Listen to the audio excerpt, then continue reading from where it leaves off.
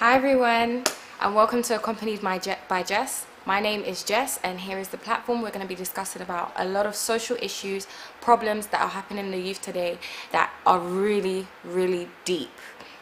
Now, on this platform, we are here to encourage, empower, and educate the young ones in the society. And because of the sensitivity of the story and the nature of the story, I am going to give false names of these people because they have given me their information and I must protect them, as they have asked not for any not too much information to be disclosed. So stay tuned. I'm about to address it. So today we have a story about a young man called Stefan. Stefan is a young street boy, and he's of the age of 18, and he's living in London, and he has his girlfriend called Shaniqua, who they're living in London. Stefan is a young man, age 18, and he's going out with the Jamaican girl, Shaniqua, of course. You can hear by the name. He himself is from a Congolese background, and he's a young Congolese man. So where does their story begin? Their story begins from when they started in secondary school. They're both from East London, so they went to secondary school together and they grew up there. Shaniqua was about 13 years old when they met, and they started to grow and they grew in their relationship. Stefan's background obviously came from a very violent background of being on the streets, of being with a lot of roadmen, a lot of guys that were influencing him. He was selling drugs and doing that, and even up until he's reached 18. So that's his story so far. He's now hitting college and he's doing well for himself. So as they're going along, hitting college, doing well for himself, also illegally selling drugs and doing fast money and living a high profile lifestyle, he now impregnates Shaniqua. Obviously, being a young girl of 16 and you're being impregnated is a big thing. And Shaniqua comes from a home where she lives with a single mother. She's 16 only.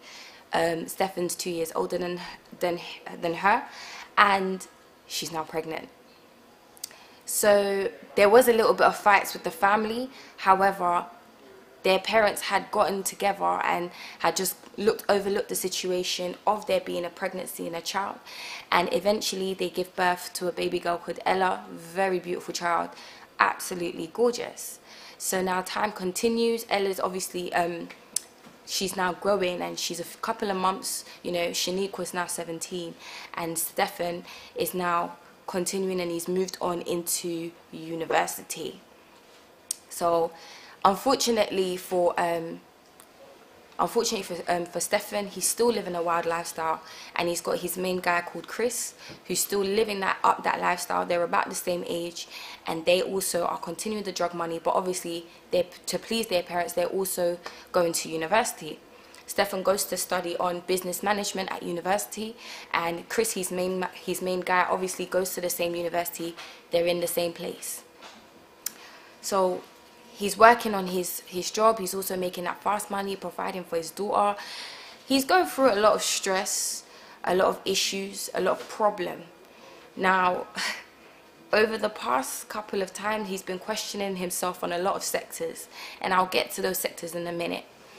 So, as a young man, you're growing up, and now he's realized that, okay, he's reached a rocky stage. He doesn't know, what to do that much. He wants to come out of the gang life. His family have spoken to him, and they've told him, we're not really happy about that. We're not happy that you're continuing in drug money. We're not happy that you're pursuing that. You've got a daughter. What happens if you get locked up? What happens if you don't take your life seriously and that child suffer, and so does the mother of that child? Because raising a child is not easy. It's not just one parent that should be raising a child. So this is what his family's been telling him, and what his family's been encouraging him to do. So he's sitting down, he's questioning, he's reasoning, I want to get out of this lifestyle, this fast money lifestyle, but it's not easy. Remember, you've lived a lifestyle where you've earning, 10K, 8K in a week. He wasn't one of those guys where he was at the bottom. No, he's made his way up in such a short period of time. And because of his background in that area, that's what inspired him to go to university to study business management. So as it continues, Ella's now growing, and she's obviously 2, and meaning that now Stefan's 20 years old. He's made it through his first year. he now meets with this guy called Edward. Edward is a Nigerian guy. They get along well. They're friends. Edward now studies economics, and obviously, you know, they actually chill a lot more. So as they're chilling a lot more and they're getting on well, Chris, his main guy, is watching and observing, and you know, he's beginning to ask Stefan, Stefan, you met this guy called Edward. That's all right, cool, but you're not really matching in a lot of areas. What Chris was implying to Stefan was that Edward is from a nationality of a Nigerian background. Not saying that they don't match in that way, but he's into so many different things. He's not into hood music. He's not into any of the fast life. He's a very quiet, reserved man.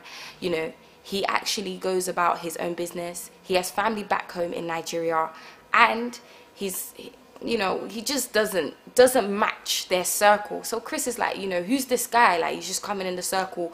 We don't know him like that. You two chill quite a lot. Be careful because it don't look right. Stefan's like, no, it's cool. It's all right. We're just friends. We just get along. He's a cool guy. You should get to meet him. So time continues, and Stefan is going through a stage where he's now questioning his sexuality. And over the course of time, he's been spending so much time with Edward that he's starting to get mixed emotions. And the situation is now getting sticky.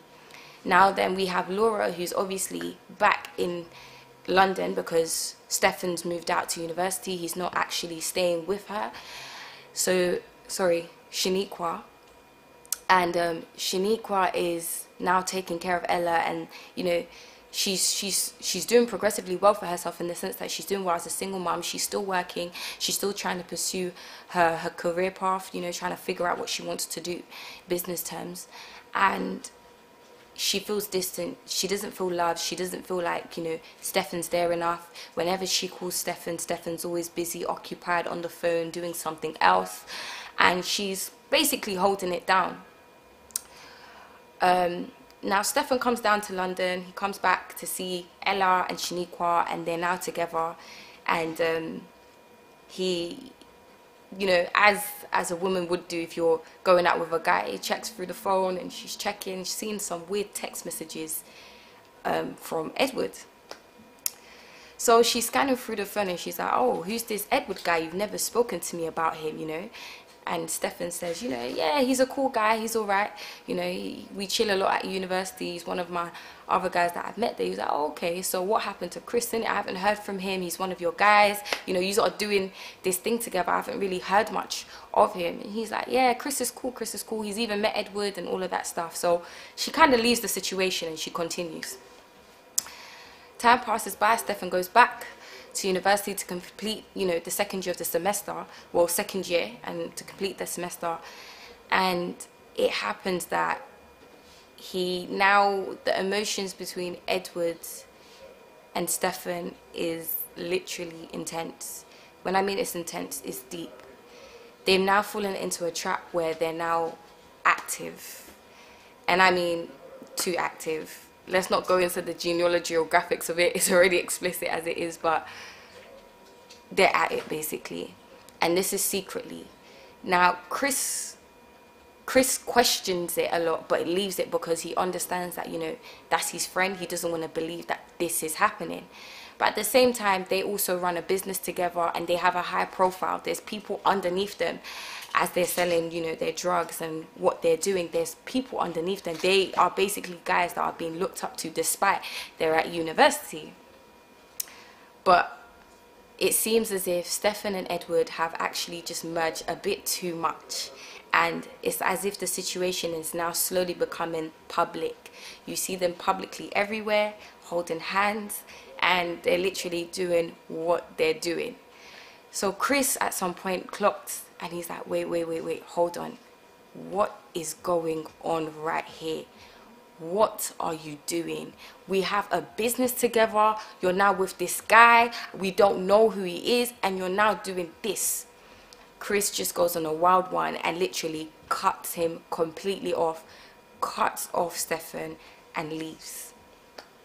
So Stefan now is in a flux where he's questioning. He's like, how am I going to tell Laura?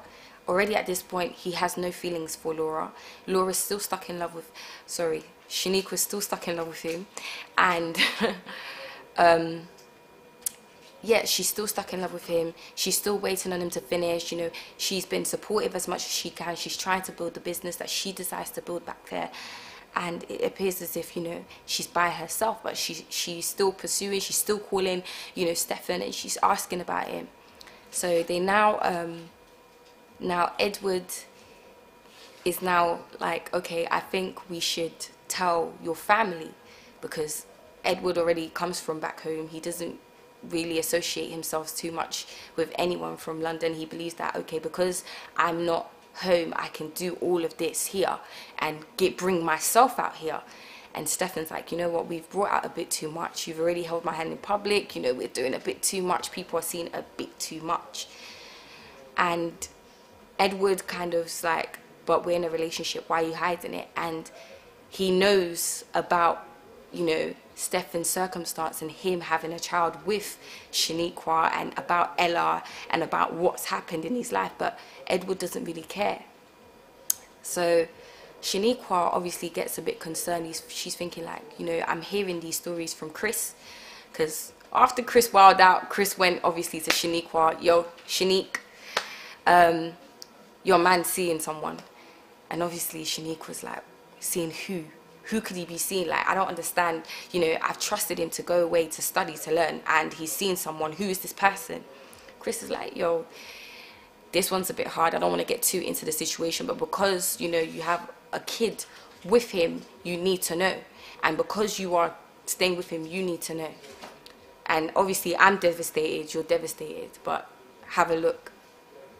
So already people had been taking pictures and photos of Stefan and Edward on campus, and they've been passing it around. Obviously they're guys, they're knowing.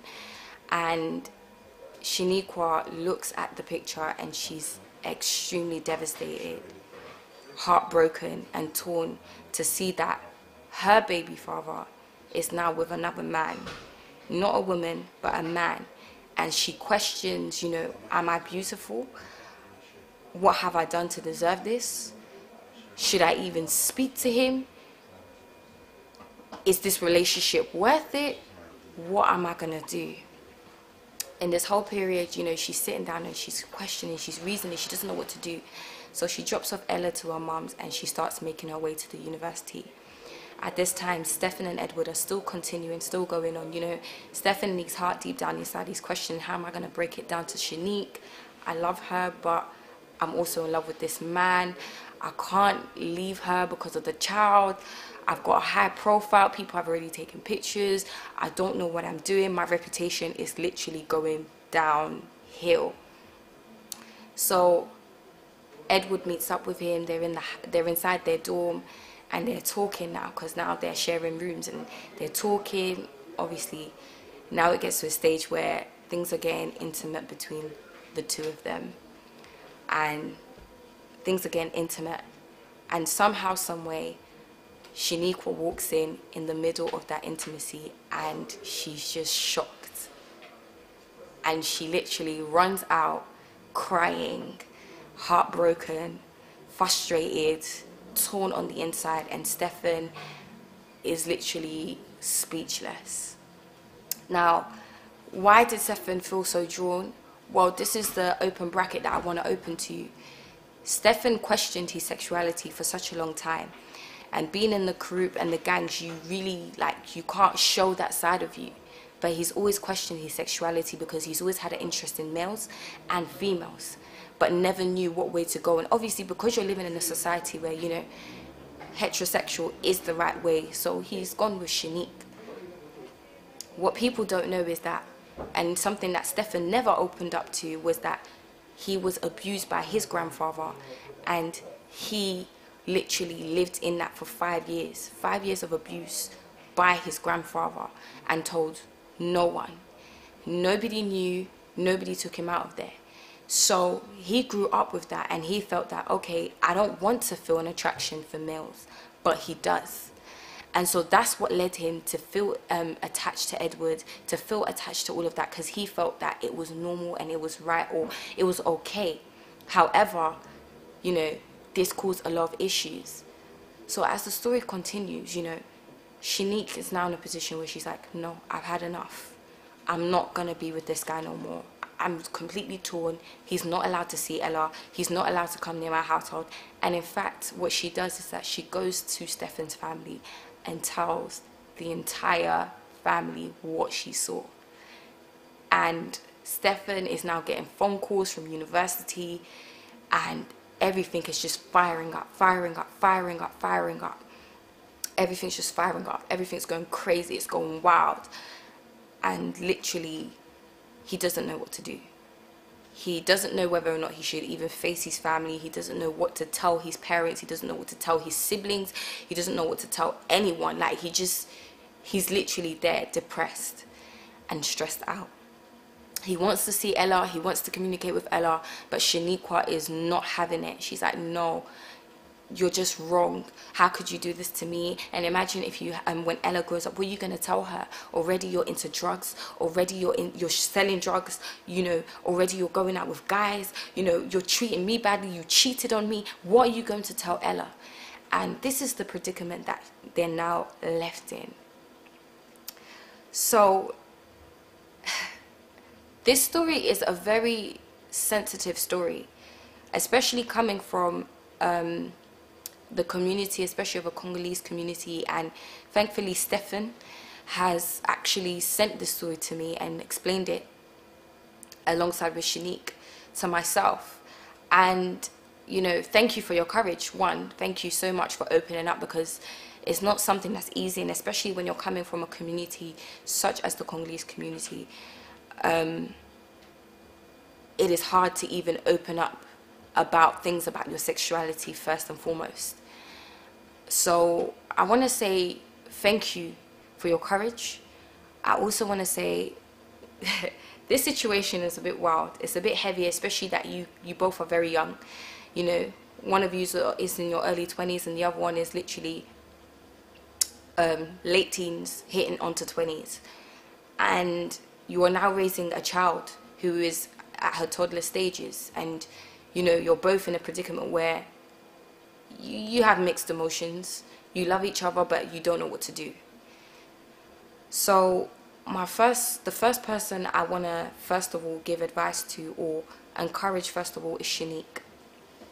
And speaking from a sister position and as a friend, is that one, you know, being in a predicament where you've been cheated on, especially by a man, and cheated on by another man, will make you feel down. It will make you feel like you're you're literally nothing. How could you cheat on me? And obviously you're thinking to yourself, you know, am I really ugly that you have gone? What have I done to make you feel that you should go and be with another man? Not even another woman, because you know that with another woman, right, you could at least question, okay, what did she do that I didn't do? And you know, why is it that, you know, why didn't you communicate this? But at the same time, you know, being young and in that predicament is not easy. Don't feel that you're ugly because you're not. Don't feel that you're worth nothing because you're not. A lot of young girls, especially your age, will not be able to hold down a child, will not be able to look after, you know, try to keep a consistent relationship or try to be there 100%. And you've tried in all your bits to do that, despite, yes, you had your moments where you were at it at Stefan, you were really not having it with him and not having, you know, all of these issues and all of the things that he was doing. You weren't understanding what was going on with him. But understand that he never told you his past. And one tip I'll give to you, you know, whether you choose to stay with him or not, it's down to you, and whether he chooses to end the relationship with Edward or not, is that one, understand him. You may be with someone, you know, it's all emotions. It's not really what you think it is. It's just all emotions, all covered with that. And one, just, you know, speak to him. Try your best as a woman to put down the emotions, to put down the heartbreak for a few minutes and just see why he did the action, see where he's coming from. Because understand the pressure that he had was, one, he's had a child at a young age, he's been surrounded by drugs, and having the tough history of being abused sexually by your grandfather is not something that any guy or any male could bring out openly or say anything. And understand the nature of men is that they compress a lot. They compress a lot, they hide a lot. So he wasn't going to tell you, but try find out now that you know. 2, don't hinder Ella from meeting, her father, despite of all the wrong. Still see the fact that he's still providing for her financially. He still tries to visit her in the times that he's available. He's still trying to do the best that he can. He still tries to call. Don't ever break that. It will backfire on you. It will really backfire on you, because she will grow up one day and she'll be like, who's my dad? And she will look around at every single friend that she has, female especially, her female friends who have fathers, and she'll begin to compare herself to them. This is where it all stems from, the lack of having a father. And many of us girls, especially when we're going through heartbreak and the man's treated you like crap, like you've done everything you can and the man's treated you like crap, you're going to feel like, why should she come? You've done nothing. But look at the good that he's done. Look at, the fact that he's paid your bills, he's paid her bills. Before you've even had that child, you were living an extravagant lifestyle. You were living a lifestyle where you had the money, you had the cars, you had the jewelry, you had the shoes, you had the hair, you were up to date, you had everything you needed. So remember that. And, be thankful, because in the predicament that you're in and how long this situation has been arising, that, Stefan has been selling these things. He should have been caught a long time ago, but he hasn't, So just take those 2 points and take time. Take your time to heal. It will cause a bit of resentment, a bit of bitterness. You will quarrel with him. You will despise him, but take your time. I don't know as for the family, because it is a healing process, not just for yourself, not just for Ella, but also for your mother, also for, Stefan's side of the family. There's a lot that needs to be healed amongst all of you, especially hearing news that extravagant. And, take it easy. Take it easy. There is a bright future. There is hope. Just make a conscious decision whether or not you want to still be there for Stefan. And if he's going to ask you to be there for him and he still wants to make a change, he still wants to get help, in what he's going through. And if he still wants clarification on his sexuality, in fact. Because there's a difference with when you want to, when you knowingly want to be like that, and when you don't want to be like that. So that's another thing that I was going to tell you, Shanique. So be strong, girl, it's not easy. My heart is feeling for you right now, because in your situation, it is very easy for a woman to be very spiteful, very bitter, very angry, very resentful. As for you, Stefan, my main guy, forgiveness applies to everyone. The first step to take is, 1, forgive yourself. Try your best not to hold on to the guilt, despite there will be a lot of guilt. And when I mean a lot of guilt, remember, you sold drugs to people, and A-class drugs, and you've given it to people out there, this has helped them to go downhill in their life. You've seen people like that in front of you in those predicaments. Thankfully, you didn't take those drugs yourself. But first step I would recommend is forgive yourself. Take the time to forgive yourself, your mistakes, where you've come from and what you've done. 2, because of the history and where you've come from, I do believe that from the message that I did see, that you gave to me, you did tell me that, you don't necessarily want to go down the path of homosexuality. There's a lot of things that you just didn't feel like. You felt like, I don't feel it's normal. I want help. If I can change that, help me. If I can't, do something. So in predicaments like that, You may need to seek professional counseling on top of that, but what I would recommend for yourself is, one, take the step, forgive yourself. Where you've come from is a position where you know you've been touched when you were young. You know that it was a male figure that touched you, somebody that should have been caring for you, somebody that should have taken care of you, helped you, and you also kept that. You also hid that, and you know that didn't help. And you know, now you're taking the step. First of all, you voiced it out, so this is already part of the healing process, that you've opened up your voice and you said, yes, you know, this is what happened to me when I was younger, this is what I've done, this is what I've gone through, you know, help me with this. You've taken the great step of getting that healing. So don't feel, you know, don't be angry at yourself, don't look at yourself down, don't try your best not to feel too depressed. Depression will definitely hit you because you're in a predicament where there's a lot of mess.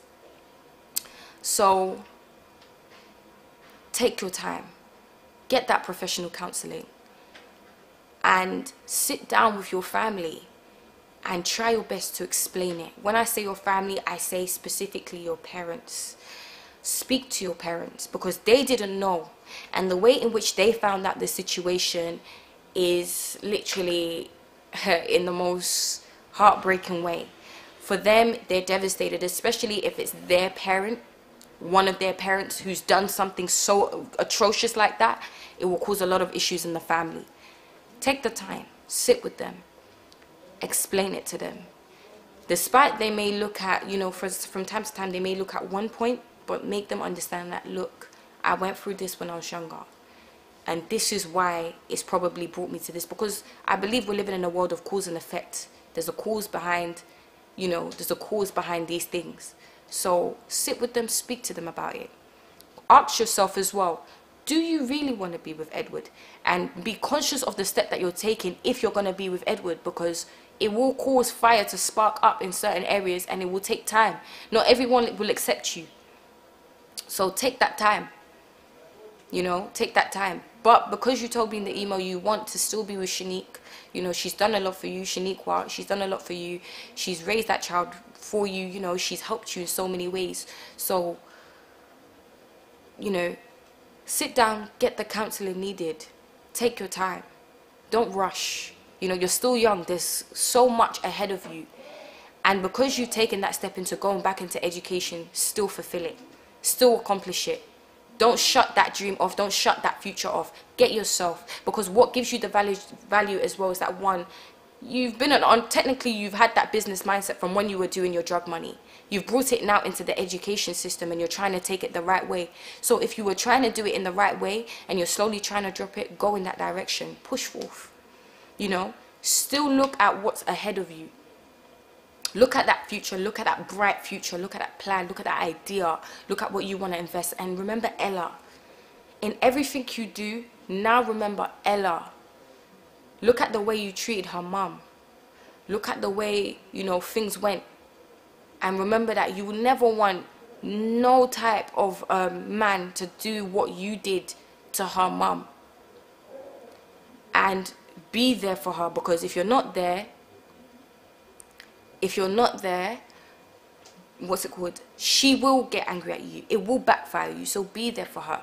And I know you're not the one resisting it, because you love Ella. You know, in the email you did tell me that, you know, you really want to be there for her. You really want to take care of her, and you really want to, you know, see her as much as you can. You buy her gifts, you pay for her wherever she needs, you know, to go and stay at, you know, to have a childminder, etc. So you've done a good job there. So that's what I would tell you to do in particular. Aside from that, I just want to say thank you for your courage again. You know, it's not easy coming out. I hope what I have said to you is something that is going to be a big support. Please don't feel afraid to still contact me even after this show. And, you know, if you need anything else to come out, let it come out. You know, this is accompanied by Jess. I am here to help. I am here to aid you, you know, as the best that I can. So do what you can in that sector. And Shanique, you know, take your time, darling. You have a bright future ahead of you. There's always good things coming ahead, and there's always things that can be resolved. So this is accompanied by Jess. Thank you so much for tuning in. Thank you so much for listening to my story. The story which I've shared with you of a confused young man. I hope this is a blessing to you and an encouragement for anyone out there going through the same situation, similar, you know, in any way, fighting with, you know, deep things within. You know, there's people out there that need to hear your story. So please do try your best. Drop an email at accompaniedbyjess@gmail.com. We want to hear your story and we want to help you here. So thank you so much. Take care. Bye bye.